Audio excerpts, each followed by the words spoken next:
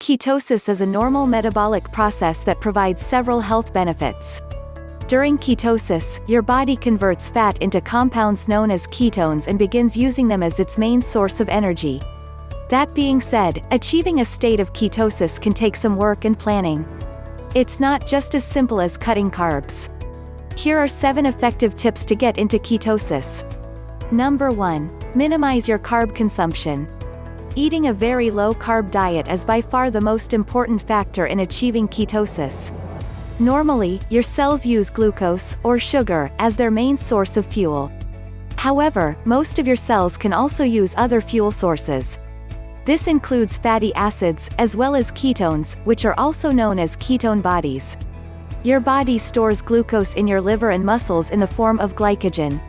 When carb intake is very low, glycogen stores are reduced, and levels of the hormone insulin decline.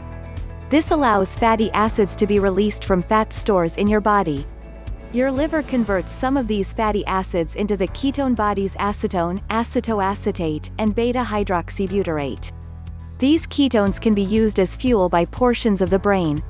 The level of carb restriction needed to induce ketosis is somewhat individualized. Some people need to limit net carbs, total carbs minus fiber, to 20 grams per day, while others can achieve ketosis while eating twice this amount or more. All in all, limiting your carb intake to 20 to 50 net grams per day lowers blood sugar and insulin levels, leading to the release of stored fatty acids that your liver converts into ketones. Number 2. Include coconut oil in your diet. Eating coconut oil can help you get into ketosis. It contains fats called medium-chain triglycerides (MCTs). Unlike most fats, MCTs are rapidly absorbed and taken directly to the liver, where they can be used immediately for energy or converted into ketones. In fact, it's been suggested that consuming coconut oil may be one of the best ways to increase ketone levels in people with Alzheimer's disease and other nervous system disorders. When adding coconut oil to your diet, it's a good idea to do so slowly to minimize digestive side effects like stomach cramping or diarrhea. Start with 1 teaspoon per day and work up to 2 to 3 tablespoons daily over the course of a week. You can find coconut oil at your local grocery store or purchase it online. In short, consuming coconut oil provides your body with MCTs, which are quickly absorbed and converted into ketone bodies by your liver. Number 3. Ramp up your physical activity. A growing number of studies have found that being in ketosis may be beneficial for some types of athletic performance, including endurance exercise. In addition, being more active can help you get into ketosis. When you exercise, you deplete your body of its glycogen stores. Normally, these are replenished when you eat carbs, which are broken down into glucose and then converted to glycogen. However, if carb intake is minimized, glycogen stores remain low. In response, your liver increases its production of ketones, which can be used as an alternate fuel source for your muscles. Keep in mind that, although exercise increases ketone production, it may take 1 to 4 weeks for your body to adapt to using ketones and fatty acids as primary fuels.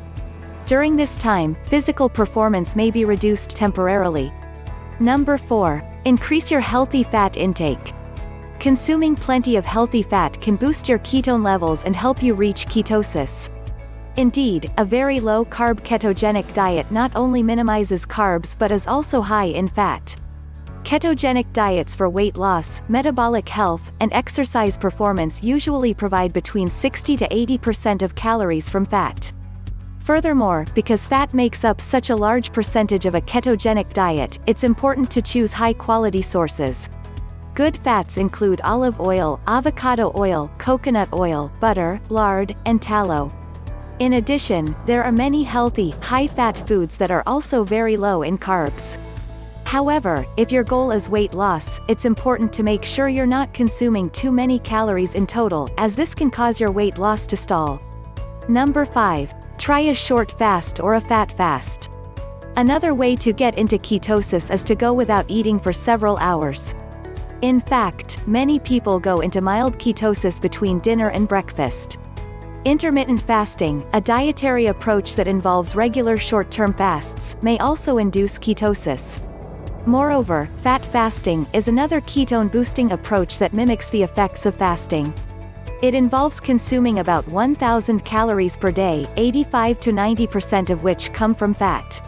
This combination of low-calorie and very high-fat intake may help you achieve ketosis quickly. In short, fasting, intermittent fasting, and a fat fast can all help you get into ketosis relatively quickly. Number 6. Maintain adequate protein intake. Achieving ketosis requires a protein intake that is adequate but not excessive. However, for most people, cutting back on protein to increase ketone production isn't a healthy practice.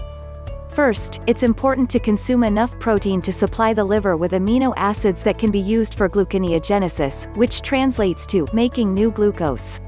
In this process, your liver provides glucose for the few cells and organs in your body that can't use ketones as fuel, such as your red blood cells and portions of the kidneys and brain. Second, protein intake should be high enough to maintain muscle mass when carb intake is low, especially during weight loss.